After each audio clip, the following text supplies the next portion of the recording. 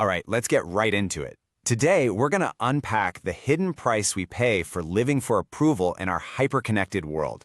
And it's a cost that quietly chips away at our creativity, our leadership, and even our physical health. I mean, really think about that. It's such a strange feeling, isn't it? That nagging sense that you're always on some kind of stage, performing for an invisible audience, just hoping you get the part. That feeling is right at the heart of what we're talking about today. This quote just nails it. It perfectly frames the problem not as some kind of personal failing, but as a quiet training program that we've all been enrolled in, whether we like it or not. We're slowly taught to look outside ourselves, to the likes, to the praise, to getting permission, just to feel like we're okay, like we're enough. So let's define the system that we're all operating in, because this really isn't about a few insecure people.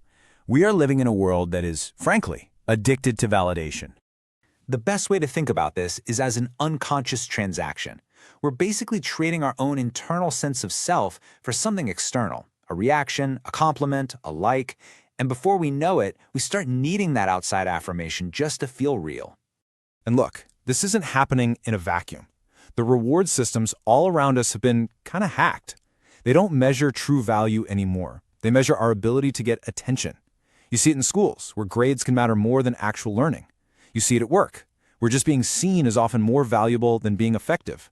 The whole structure is designed around this. It's an economy built on our doubt, and it turns our self-worth into just another performance metric. And that right there, that's the most crucial internal shift. It's so subtle, you might not even notice it happening. But instead of navigating by our own internal compass of what feels right or meaningful, we start navigating by what we think the crowd will accept. So what does this actually look like in our day-to-day lives? The consequences are incredibly real and tangible. This isn't just some philosophical problem. It has a direct and often really damaging impact. The very first cost is that the line between your true self and your presentation self just starts to blur. We might look super successful on the outside, but inside there's this hollow feeling because we've lost touch with who we actually are. Well, this leads directly to becoming psychologically fragile. When your self-worth is tied to likes or praise, your emotional state is basically on a roller coaster that you don't control. A good day is a day filled with praise, a bad day is a day with criticism, or maybe even worse, just silence. And from there, naturally, we start to compromise. Being truly original, it feels way too risky. Speaking a difficult truth feels too dangerous.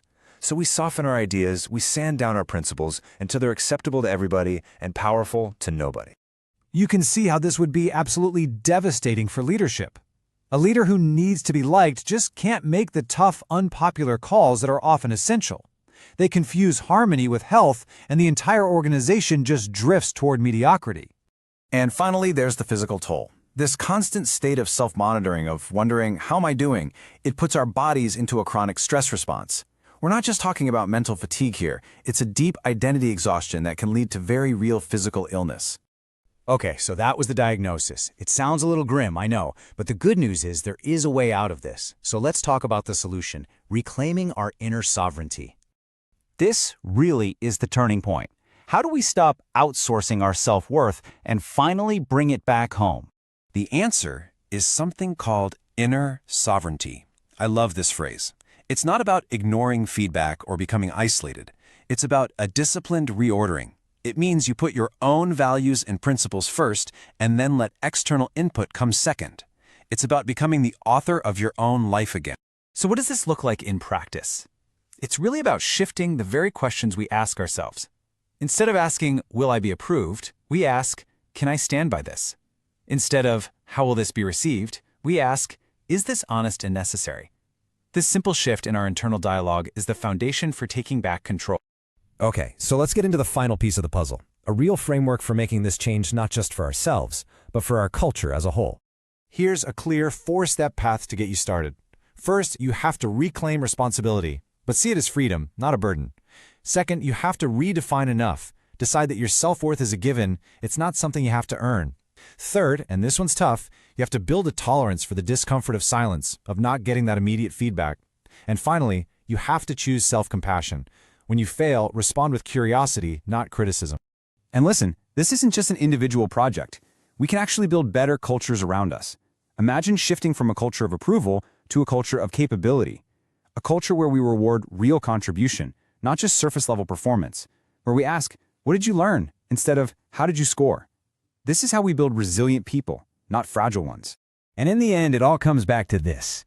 Real freedom isn't about getting more applause. It's about having the courage to finally step off the stage, stop auditioning, and just live.